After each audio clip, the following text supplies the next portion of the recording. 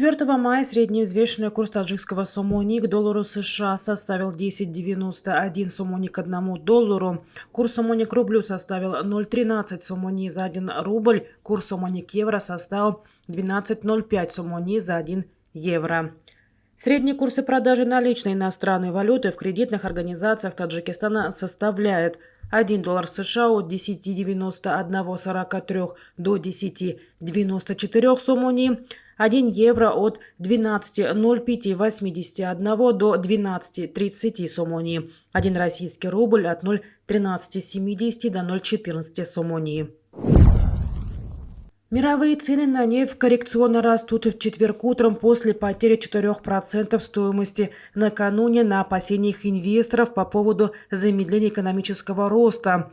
Цена на нефть марки Brent составила $72,92 за баррель, марки ВТИ – $69. Стоимость золота поднимается в четверг утром выше отметки в $2052 за тройскую унцию, что приближается к историческому максимуму после заседания Федеральной резервной системы США. Таджикистан занял последнее место в рейтинге самых богатых стран среди государств Центральной Азии. Американское издание Global Finance Magazine составило рейтинг самых богатых стран мира, в который включили 185 государств. Как сообщает Ка-Ньюс, среди стран Центральной Азии Таджикистан в этом рейтинге занял 153 место.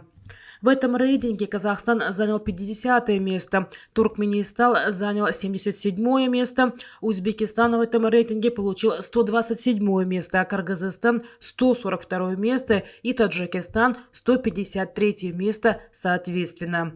Самой богатой страной в мире был назван Катар. На втором месте расположился Люксембург, на третьем – Сингапур. Самыми бедными странами названы Малави, Конго, Центральноафриканская республика. Список был составлен на основе данных Всемирного банка и Международного валютного фонда. Издание учитывало паритет покупательской способности на душу населения, которое принимает во внимание относительную стоимость жизни и уровень инфляции в странах. По итогам прошедшего 3 мая в Астане в рамках государственного визита Эмомали Рахмона в Казахстан бизнес-форума между странами подписаны соглашения на более 2,6 миллиарда долларов.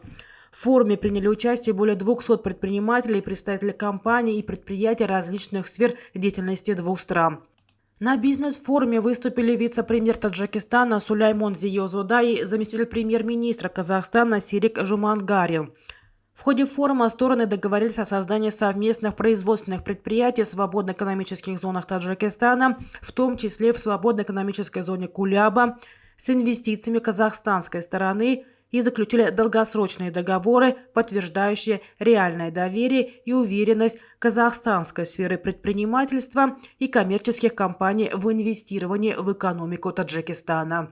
В соответствии с соглашением стороны также подпишут долгосрочные договоры в сфере горно-металлургической промышленности и осуществят товарный обмен продукцией.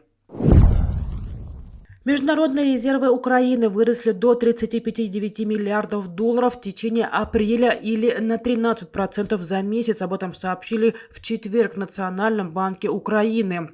По состоянию на 1 мая 2023 года международные резервы по предварительным данным составили 35,9 миллиардов долларов США, говорится в сообщении в телеграм-канале регулятора. Месяцем ранее, по данным Центробанка Украины, международные резервы Украины достигли рекордных показателей за 11 лет и составляли 31,9 миллиарда долларов. По данным регулятора, на протяжении апреля резервы выросли на 13% благодаря поступлениям от международных партнеров, дальнейшему снижению объемов чистой продажи валюты Центробанком и умеренным долговым выплатам страны в иностранной валюте.